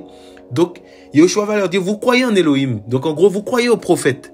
Vous croyez en tout ce qui a été dit avant. C'est ce qu'il veut leur dire par là quand il dit vous croyez en Elohim. C'est que vous croyez aux Écritures, vous croyez en tout ça, croyez aussi en moi. Parce que vous n'avez pas vu Elohim, mais vous avez connu les Écritures. Donc c'est à travers cela dont il parle. Il dit, croyez aussi en moi. En gros, croyez aussi en mes paroles. Il y a beaucoup de demeures dans la maison de mon Père. S'il en était autrement, je vous l'aurais dit, je vais vous préparer une place. Et quand je serai allé et que je vous aurai préparé une place, je viens de nouveau et je vous prendrai avec moi, afin que là où je suis, vous y soyez aussi. Vous voyez, il aurait pu dire, afin que là où nous sommes, moi et le Père, il a dit, afin que là où je suis, vous y soyez aussi. Vous voyez? Donc, si la mission de Yahushua, c'était de faire croire, c'était de ramener au Père, et là, il va dire, que afin que là où je suis, est-ce que vous comprenez ça, frères et sœurs, là? C'est magnifique, frères et sœurs. Donc, si Yahushua, sa mission, c'était de ramener les gens au Père, vous voyez, il aurait pu dire, afin que là où le Père est, vous soyez aussi. Mais il a dit, afin que là où je suis. Donc le Seigneur allait petit à petit avec les disciples pour les ouvrir les yeux, pour illuminer les yeux, leurs yeux, vous voyez, parce que leurs yeux aussi étaient beaucoup fixés sur ce qu'ils voyaient. Donc ils voyaient les miracles, mais ils savaient que Yahushua venait de Bethléem, c'était un homme. Mais en fait, le Seigneur prenait son temps pour se révéler à eux, frères et sœurs. Et on va le voir plus bas. Verset 4. « Et vous savez où je vais, et vous en savez le chemin. » Thomas lui dit, « Seigneur, nous ne savons pas où tu vas. Comment donc pouvons-nous en savoir le chemin? » Yahushua lui dit, « Moi, je suis le chemin. » Donc vous voyez? Donc là, il a dit, « Vous savez le chemin. » Et là, il va leur dire, « Moi, je suis le chemin. » Vous voyez, le Seigneur prenait du temps pour leur montrer les choses, pour ouvrir leurs yeux, vous voyez? Donc il les apprenait à comprendre la vérité. Il les amenait à connaître la vérité. Parce qu'ils avaient vu des choses avec leurs yeux et non avec les yeux de la foi. Donc ils avaient du mal à comprendre. En fait, il fallait que le Seigneur les amène, mes amis, à comprendre les choses. Comme aujourd'hui, toi qui entends, il veut t'amener à comprendre qu'il est le roi des rois. Il est le créateur. Mais il prend son temps et il nous amène dans la parole pour comprendre. Donc Yeshua lui dit, Jésus lui dit, moi je suis le chemin, la vérité et la vie. Personne ne vient au Père excepté par moi. Vous voyez? Alléluia. Waouh.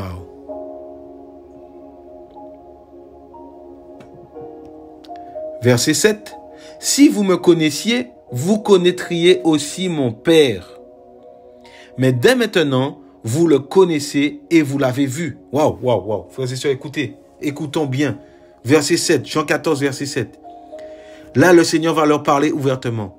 Si vous me connaissiez, vous connaîtriez aussi mon Père, mais dès maintenant, vous le connaissez et vous l'avez vu. Waouh!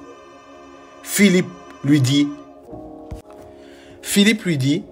Seigneur, montre-nous le Père et cela nous suffit.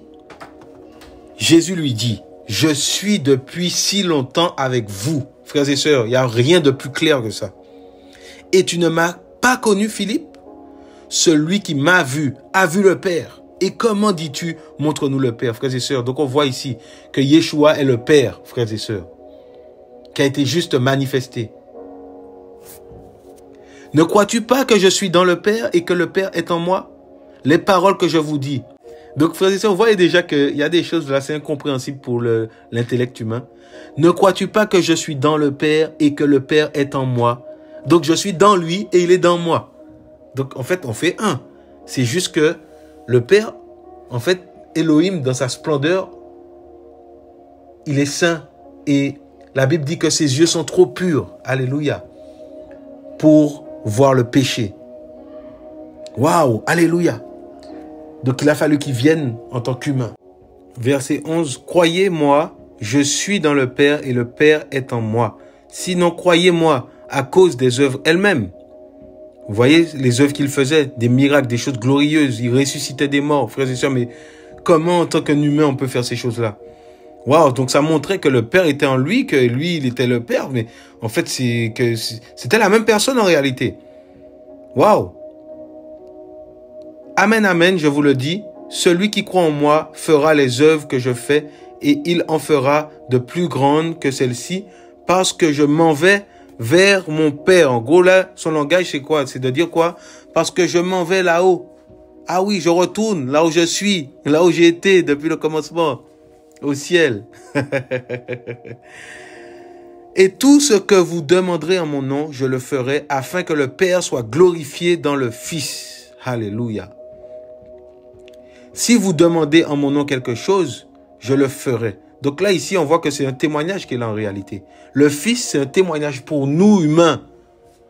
Parce que nous, on fait partie de la terre. Donc il fallait quelque chose qui soit sur la terre pour qu'on puisse comprendre. Vous comprenez ça, frères et sœurs? Parce que quand on parlait du Père, c'est toujours du ciel qu'on parle là. On parle d'en haut. Et en fait, les Juifs n'étaient pas contents parce qu'ils faisaient d'Elohim son Père. Ils disent, mais comment il peut appeler Elohim Père? C'est le Créateur. Vous voyez ou pas? C'est terrible, frères et sœurs, là. Waouh! Alléluia. Vous voyez la proximité que le Créateur veut avoir avec nous? Et on va le voir en descendant encore. Si vous demandez quelque chose en mon nom, je le ferai. Si vous demandez en mon nom quelque chose, je le ferai. Verset 15. Si vous m'aimez, gardez mes commandements. Or, souvenez-vous, hein, il dit, si vous m'aimez, gardez mes commandements. Comment Yeshua peut dire ça s'il n'est pas le Père lui-même? Parce qu'il y avait un commandement de Yahweh, il y avait, voilà, hein, dans les 10 commandements, Yahweh disait que, écoute Israël, Elohim est un, Yahweh est un. Tu aimeras ton Elohim de tout ton cœur, de toutes tes pensées. Donc il n'y a que Elohim qu'on peut aimer. Vous voyez pas? Donc si Elohim, c'était pas Yeshua, si Dieu n'était pas Jésus, il n'aurait jamais dit ça, si vous m'aimez. Parce que c'est lui seulement qu'on doit aimer. C'est le Créateur seulement qu'on doit aimer. Vous voyez ou pas? Donc ici, il leur parle avec un langage avec douceur. En fait, il faisait la parole rentrer dans leur cœur avec douceur. Verset 16. Et moi, je prierai le Père et il vous donnera... En fait, c'est à cause des hommes qui parlaient comme ça. Et d'ailleurs, il va le dire dans Jean 11. Si vous avez lu Jean 11, vous voyez, il va dire que Père, je sais que tu m'exauces toujours, mais je prie comme ça à cause de ceux qui sont à côté de moi, à cause de ceux qui écoutent. Donc, verset 16. Et moi, je prierai le Père et il vous donnera un autre consolateur ou paraclétos pour demeurer avec vous pour l'éternité. Donc, un autre qui va témoigner encore que le Père, c'est Yahushua. Un autre qui va témoigner encore que c'est le Père qui est venu en Yahushua. Eh bien, c'est l'esprit de vérité. Donc, on ne va pas voir physiquement. Donc, en Yahushua, on voyait le Père physiquement. Parce qu'avant, les hommes, il était invisible pour les hommes. Depuis le péché d'Adam et Ève. Donc là, en Yahushua, on l'a vu physiquement. Et avec l'Esprit Saint, eh bien encore, c'est spirituellement. C'est dans nos cœurs. Waouh! L'esprit de vérité que le monde ne peut recevoir. Parce qu'il ne le voit pas. Vous voyez? Est-ce que vous comprenez? Et qu'il ne le connaît pas. Mais vous, vous le connaissez. Car il demeure avec vous. Alléluia. Donc il parlait de lui encore. L'esprit de vérité. Vous le connaissez déjà? Parce qu'il demeure avec vous et il sera en vous. Donc bientôt, il sera en vous. Donc l'esprit ici, on voit que c'est Yahushua. Et Yahushua, Jésus dit qu'il est, en fait, qu'il est le Père. Frères et sœurs, vous ne voyez pas que c'est la même chose? Toi qui écoutes, tu ne vois pas que, en fait, en réalité, c'est qu'un témoignage. Waouh!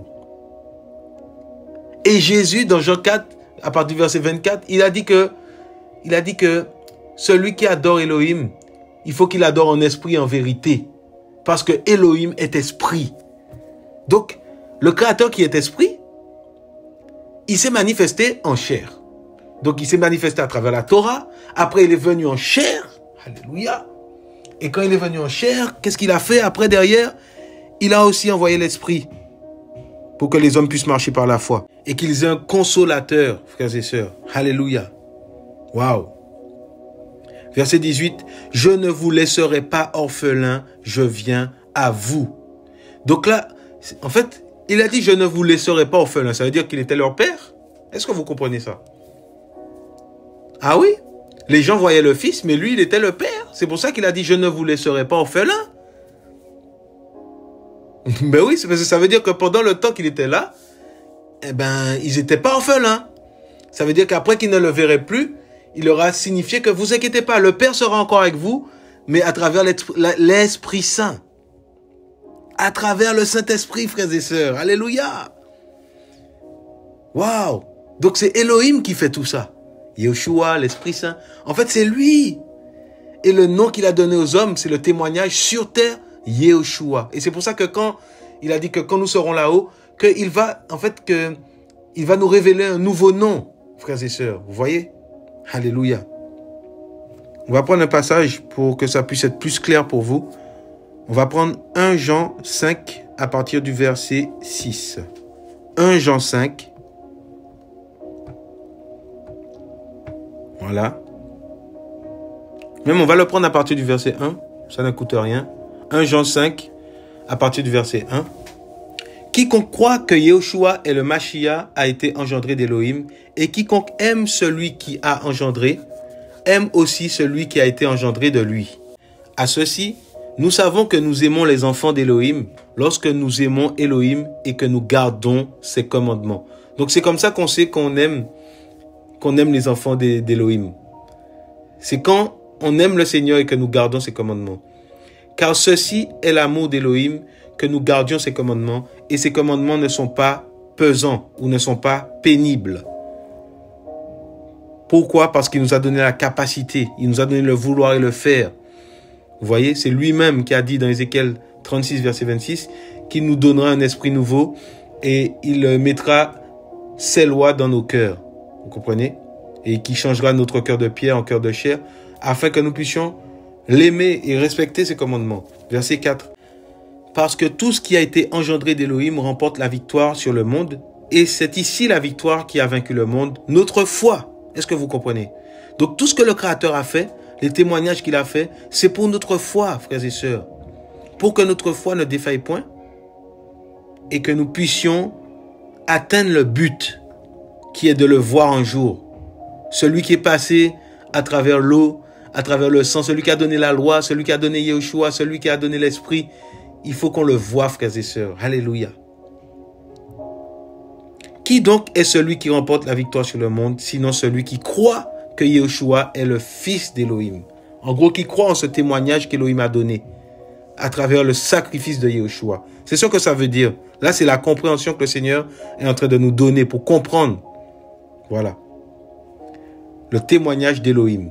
Verset 6. C'est ce Yeshua Hamashiach, donc ce Jésus-Christ, qui est venu à travers l'eau qui représente la parole, qui représente la loi, qui représente les paroles que des prophètes qu'ils ont annoncées, qui représente la repentance que Jean-Baptiste a annoncée avant la venue de Jésus. Toutes ces paroles, vous voyez ou pas? Et les paroles de Jésus-Christ qui étaient là pour nous donner la vie, frères et sœurs. Alléluia. Et le sang qui a coulé à la croix pour nous. Vous voyez, donc là on nous dit que Yeshua est venu à travers l'eau et le sang, non pas avec l'eau seulement. Donc il n'est pas venu à travers la parole seulement, il n'est pas venu à travers ce qu'il a dit seulement, mais il est venu avec l'eau et le sang. Vous voyez? Et c'est l'esprit qui rend témoignage. Or, l'esprit est la vérité. Et on voit que l'esprit aussi est venu derrière. Il a dit que quand l'esprit viendra, dans Jean 16, vous pourrez le prendre chez vous. Quand l'esprit viendra, il convaincra le monde de péché, de justice et de jugement. Vous voyez? Et il dit qu'il vous conduira dans toute la vérité et il prendra ce qui est de moi et vous l'annoncera. L'esprit de vérité. Verset 7. Parce qu'il y en a trois qui rendent témoignage dans le ciel. Vous voyez? Donc le Seigneur a tout fait pour rendre témoignage. Ce n'est pas ici des personnes différentes. C'est des témoignages, frères et sœurs. Dans le ciel, on nous dit qu'il y a le Père, la parole. Donc on parle du Père, on parle du Créateur, la parole et le Saint-Esprit. Ces trois-là sont un. En gros, ce sont des témoignages qui sont dans le ciel et qui disent que le Seigneur est vrai. En fait, tout ce que le Seigneur donne, c'est pour témoigner de sa véracité, qu'il est un, qu'il est vrai. Il est le Créateur, vous voyez. Verset 8. Il y en a aussi trois qui rendent témoignage sur la terre. L'esprit, l'eau et le sang.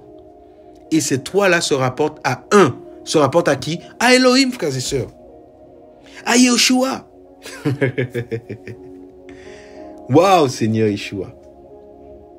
Oui, le Créateur, qui est esprit, est venu à travers la loi aussi, parce que la Bible disait que celui qui croit, celui qui pratique la loi, vivra par elle. Mais après, il est venu à travers le sang, frères et sœurs. Waouh! C'est-à-dire qu'il s'est manifesté en chair, la Bible nous a dit dans Jean 1, on l'a lu, la parole s'est manifestée en chair, vous voyez? Et la Bible dit que Elohim, dans Jean 3,16, a tant aimé le monde qu'il a donné son Fils unique, afin que celui qui croit en lui ne périsse pas, mais ait la vie éternelle. Donc c'est à travers ces témoignages-là que le Seigneur a voulu donner la vie éternelle aux hommes. Mais il reste un, il est l'unique. Il n'y a pas de l'eau par-ci, du sang par-là, l'esprit par-ci. Non, frères et sœurs, voilà pourquoi invoquer le sang aussi, c'est une hérésie. C'est un manque de connaissance. En fait, il faut juste invoquer le nom qu'il nous a donné, c'est Yeshua, le nom qui sauve. Et c'est Elohim. Yeshua, c'est quoi? Yahweh sauve. Yahweh est salut. Donc quand tu invoques Yeshua, quand tu invoques Jésus, en fait tu dis, Seigneur, souviens-toi de ton témoignage en réalité. Souviens-toi que tu es venu sauver les hommes. En fait, c'est ce que tu dis quand tu dis Jésus. Et le Seigneur se souvient de ce qu'il a fait. Il dit, Alléluia, je viendrai à toi. Et tu vas voir que même ceux qui invoquent le Seigneur et qui ne le connaissent pas, eh bien, le Seigneur se révèle à eux en tant que Yeshua. Parce que c'est le dernier témoignage qu'il a donné aux hommes pour être sauvés. Alléluia. Il a dit qu'il veut nous parler à travers le Fils. C'est tout. C'est le témoignage qu'il a donné aux hommes. Il a marché sur terre. Mais quel témoignage qui est plus plausible que ce qui a été? Ce que les hommes ont vu, qui ont touché. Frères et sœurs, voilà un témoignage. Verset 9. Si nous recevons le témoignage des humains, le témoignage d'Élohim est plus grand parce que tel est le témoignage d'Élohim qu'il a rendu au sujet de son Fils. Celui qui croit au Fils d'Élohim a le témoignage en lui-même. Celui qui ne croit pas en Élohim, qui ne croit pas Élohim, fait de lui un menteur, parce qu'ils ne croient pas au témoignage qu'Élohim a rendu au sujet de son Fils, frères et sœurs. Et c'est ici le témoignage qu'Élohim nous a donné la vie éternelle, et cette vie est dans son Fils. Voilà pourquoi quand on dit qu'on est témoin de Yeshua, frères et sœurs, c'est que nous avons la vie d'Élohim en nous, qu'il a manifesté à travers son Fils. Nous sommes à l'image de ce modèle, frères et sœurs, que nous n'avions pas avant à travers Adam et Ève, mais que nous avons à travers Jésus aujourd'hui. Vous voyez? Et c'est à travers cela que nous avons la vie éternelle. C'est à travers cela que nous allons voir le roi des rois qui est Jésus, frères et sœurs. Verset 14. Et c'est ici l'assurance que nous avons auprès de lui, que si nous demandons quelque chose selon sa volonté, il nous écoute. Waouh, Seigneur. À toi la louange et la gloire, Adonai. On va terminer par ce verset pour cette première partie, parce qu'il y en aura la divinité de Yeshua. Il nous faut une éternité pour en parler. Mais on va quand même faire une deuxième partie, et peut-être une troisième partie si le Seigneur le permet, parce qu'il y a beaucoup de choses à dire. Voilà. Donc là, on va prendre un dernier passage dans 1 Timothée 3. On va prendre 2 derniers passages, allez. Pour ceux qui ont soif de la parole, 1 Timothée 3,16 nous dit « Et sans contredit, le mystère de la piété est grand. » Donc le mystère de la croyance, de la foi est grand, frères et sœurs. De la connaissance d'Élohim est grand. Vous voyez? Élohim a été manifesté en chair, justifié par l'Esprit Saint, comme nous avons vu des anges, donc même les anges ont vu ça. Il a été manifesté en chair, les anges ont vu, frères et sœurs, et les anges habitent au ciel, pour vous dire. Prêché dans les nations, cru dans le monde et élevé dans la gloire. Vous voyez? Donc, ça a été justifié par l'Esprit, et aussi en nous, qui prêchons en fait ce nom-là dans les nations, c'est parce que on a touché Elohim dans notre cœur, on l'a vu, il nous a parlé, frères et sœurs, comme il s'est révélé à Paul sur le chemin de Damas. Nous avons cru en sa parole. Et en même temps, il dit, heureux ceux qui ont cru sans avoir vu, parce que le Seigneur veut que nous croyions en lui. Parce qu'il nous a donné tout ce qu'il faut. Il nous a donné, frères et sœurs, son esprit, la foi. Il nous convainc de péché, de justice et de jugement. Le monde entier est convaincu, frères et sœurs. Je vous dis la vérité. C'est l'esprit qui fait ce travail-là. Même si les gens vous montrent que non, c'est pas Jésus. En fait, en eux, là, il y a quelque chose qui dit, et si c'était lui? Frères et sœurs, le Seigneur, il est magnifique. Vous voyez, il ne force personne, mais il veut le salut des hommes. On va prendre le dernier verset dans 1 Jean 5. Voilà. 1 Jean 5. C'est magnifique, frères et sœurs. À partir du verset 18. 1 Jean 5, 1 Yohanan 5, à partir du verset 18. Waouh! On va même lire à partir du verset 17. Toute injustice est un péché, mais il y a un péché qui n'est pas vers la mort. Nous savons que quiconque a été engendré d'Élohim ne pêche pas. Mais celui qui a été engendré d'Élohim se garde lui-même et le mauvais ne le touche pas. Waouh! Voilà la grâce que nous avons en Jésus. Nous savons que nous sommes d'Élohim et que le monde entier se tient dans le mal. Mais nous savons que le Fils d'Élohim est venu et qu'il nous a donné l'intelligence pour connaître le véritable. Donc on dit que le Fils d'Élohim est venu et qu'il nous a illuminés. Donc il nous a donné l'intelligence pour connaître le véritable. Il nous a donné la faculté de compréhension. Est-ce que vous comprenez? Waouh! Et la Bible nous dit, et nous sommes dans le véritable. Jean le dit. Et nous sommes dans le véritable en son Fils, Yeshua Mashiach. Il est le véritable Dieu et la vie éternelle. Là, c'est marqué noir sur blanc, frères et sœurs, ou blanc sur noir. Il est le véritable Elohim. Il est le véritable Dieu et la vie éternelle. Waouh, frères et sœurs. Waouh. Et pourquoi on dit le véritable? Parce que dans Jean 17, on dit que c'est le Père qui est le véritable Elohim. Et là, on nous dit, mais en fait, non, Yeshua, c'est lui le véritable Elohim. En fait, vous avez compris que le Seigneur, il a donné, vous voyez, des témoignages aux hommes. Il a donné des témoignages aux hommes, frères et sœurs, afin qu'on puisse croire en lui simplement. Et pour que le Seigneur, dans son amour, un jour, j'ai reçu cette pensée, et cette pensée me disait que le Seigneur ne nous a pas trompés, vous voyez, nous les hommes. Il a permis qu'on naisse à travers l'homme et la femme. Donc nous venons au monde et nous voyons tout de suite l'humain naissant, c'est-à-dire le bébé, tout ça, il est attaché à sa mère, il est attaché à l'homme quand il voit l'homme. Donc il voit en fait les choses et il se rend compte de ces choses. Il se rend compte qu'il a été engendré par un homme et une femme, vous voyez. Et le Seigneur, dans son amour, en fait, il n'a pas voulu nous troubler. C'est pour ça que Yeshua dit que votre cœur ne se trouble point. Et toi qui écoutes ces paroles, que ton cœur ne se trouble pas. Le Seigneur a créé l'homme et la femme. Il a permis que depuis bébé, tu t'attaches à tes parents et que tu vois que l'homme est visible, il est réel, tu as connu l'amour à travers tes parents. Et voilà pourquoi il a manifesté son amour à travers un homme, à travers la chair. Il est venu dans cette chair aussi pour que tu ne te sentes pas trompé par le Créateur. Et ça, c'est une manifestation de son amour. Il s'est humilié. Et on va le voir la prochaine fois dans d'autres versets.